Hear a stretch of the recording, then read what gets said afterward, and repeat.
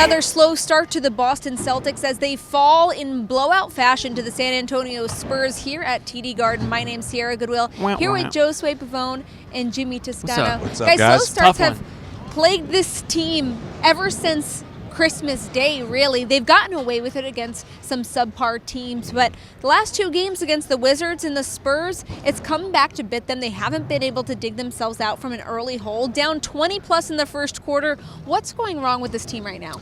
You know, Sierra, heading into this game, the Celtics are actually the third. They scored the fewest points in the first quarter. That's right. They averaged 22 points heading into this one. That's a good one. So it's been a struggle since the new year. Yeah. And I think a lot of it has to do with teams just knowing exactly how to defend the Celtics from the start. Because obviously Brad makes adjustments. We've seen him the last 3-4 years. As long as he's been here, we know Brad can make those adjustments on the fly. But I just think the way they're starting things out, teams are prepared. You know, they've done their homework. And I honestly think it's just a product of how successful they were the first couple of months of the season, and they just haven't been able to get out to that quick start before their opposition. Yeah, I mean, you could point to the last 2 games and say, oh, well, they didn't have Kemba. So you can say, oh, maybe they missed a little bit of offensive spark. But it goes further than that, right? Yeah. And they did have Kemba Wednesday night in the loss. And I think for most of it.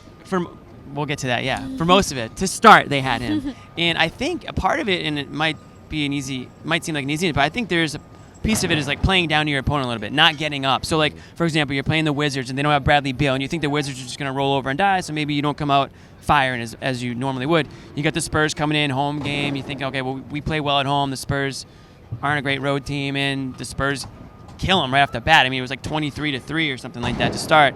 And you just when you go that far behind to start, like, you kind of get out of what you do well, and you're not playing your game. Right. A dramatic series of events here. On to Kemba, yeah. Let's talk about Kemba Walker and the fan that decided it was the right thing to do to throw a full can of beer on the court. What, you guys never done that before? Against the Spurs. That was a $15 beer.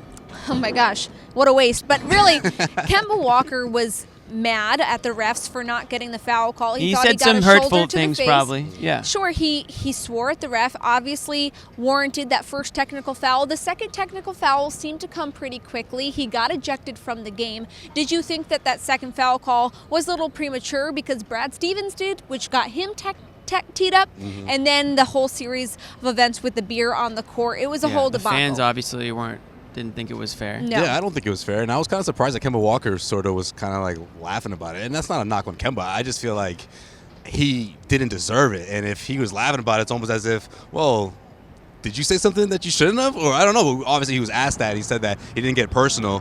And actually, shout out to Gary Washburn, actually did a little bit of homework. All the shout outs. And tweeted out that the official that tossed him is actually not only 27 years old, but this is his first full-time season as an official. He's so 27? I don't know if he just had he just felt nervous. He felt the way Kemba reacted. He felt trigger happy. He just sort of just let one go. Maybe he regrets his decision. But I just thought it really wasn't deserving for Kemba, especially in that stretch where the Celtics were making that turnaround. Yeah, the second one, well, it came with the worst time, right? I mean, the Celtics, I think they were down 6. They were making that run. The fans were into it. You just throw out two T's like that. I mean, Walker took a pretty hard hit on that screen there, and he was unhappy about it, and he showed it. Now, did he use an F-bomb? Yes. Did he say a couple things that probably he wouldn't say in church? Yeah, absolutely. But it's not necessarily worthy of getting removed from the game. I think the referees need to understand the situation as well and say, okay, this guy has one.